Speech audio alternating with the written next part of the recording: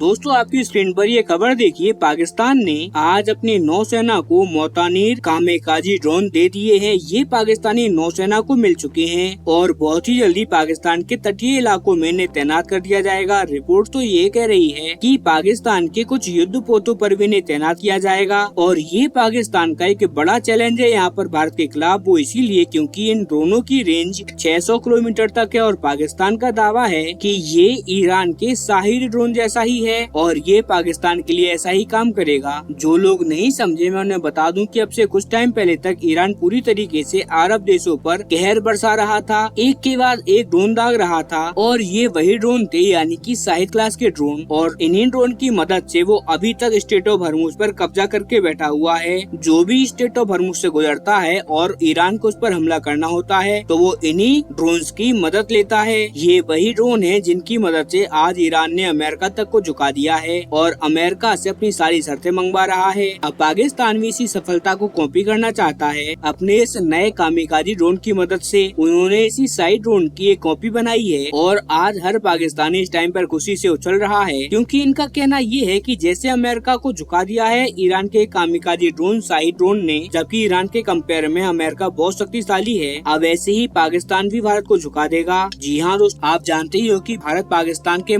Compare में power में बहुत आगे है। उस पावर गैप को अब कम कर देगा ये ड्रोन और नो डाउट एक बार इस ड्रोन को देखकर आप भी कन्विंस हो जाओगे कि यार वाकई में ही पाकिस्तान की ये रणनीति बहुत स्मार्ट है। भाई आपके पड़ोसी देश ने एक सफल रणनीति अपनाई है, वो युद्ध में विजय रहा तो क्यों ना हम उसे कॉपी करें। लेकिन यहाँ पर जो एक बहुत बड़ा फर्क है जिसे पाकिस्तान नहीं समझ पाते हैं और वो अंतर है कि अगर आपको नकल करना है तो आप नकल करो, लेकिन उस नकल के लिए भी आपको थोड़ी सी अकल लगानी पड़ेगी। लेकिन वो तो ठहरा पाकिस्तान और अकल का तो दूर दूर तक कोई कंपैरिजन है नहीं। बहरहाल मैं ऐसा इसलिए कह रहा हूँ क्योंकि स्टेट ऑफ हॉर्मुज का हथियार ये अरब सागर में ले आए हैं। दरअसल शाहिद वैसे तो बहुत कामयाब ड्रोन है, लेकिन वो कामयाब है कहाँ, वो कामयाब हुआ है स्टेट ऑफ हॉर्मुज में। वरना ये ड्रोन तो रूस भी इस्तेमाल कर रहा था यूक्रेन के अगेंस्ट, वो तो पूरी तरीके से फेल हो गया है। 2 साल तक उन्होंने इस्तेमाल किया, इनका काम नहीं बना। लेकिन यही हथियार जब ईरान ने स्टेट ऑफ हॉर्मुज में इस्तेमाल किया तो एकदम परफेक्टली काम किया। वो क्यों? क्योंकि स्टेट ऑफ हॉर्मुज एक नैरो पैसेज है। युद्ध के पहले की अगर मैं आपको बात करूं तो केवल 2 रास्ते हैं स्टेट ऑफ हॉर्मुज से गुजरने के लिए, एक जिससे सिर्फ जाती है और दूसरा जिससे सिर्फ आती है। इसके अलावा ये एरिया इतना ज्यादा कंजेस्टेड है कि यहाँ से आप तीसरी सिर्फ लगातार नहीं गुजार सकते, अदरवाइज आपस में टकराव होना तय है। और यही कारण है कि जो शाहिद जैसा ड्रोन है जो कितना सफल हुआ है, क्योंकि जब आप इतने नैरो पैसेज से होकर गुजरेंगे तो नो डाउट शाहिद जैसे ड्रोन से बचना संभव है। अब पाकिस्तान क्या करना चाहता है कि इतने बड़े अरब सागर में वो भारत को चौक करना चाहता है, वो भी मात्र 600 किलोमीटर की रेंज वाले इस एकदम 2 कौड़ी के ड्रोन से। जबकि भारत की तट रेखाएं इतनी विशालकाय हैं जिसका मुकाबला कर पाना पाकिस्तान के लिए तो असंभव है।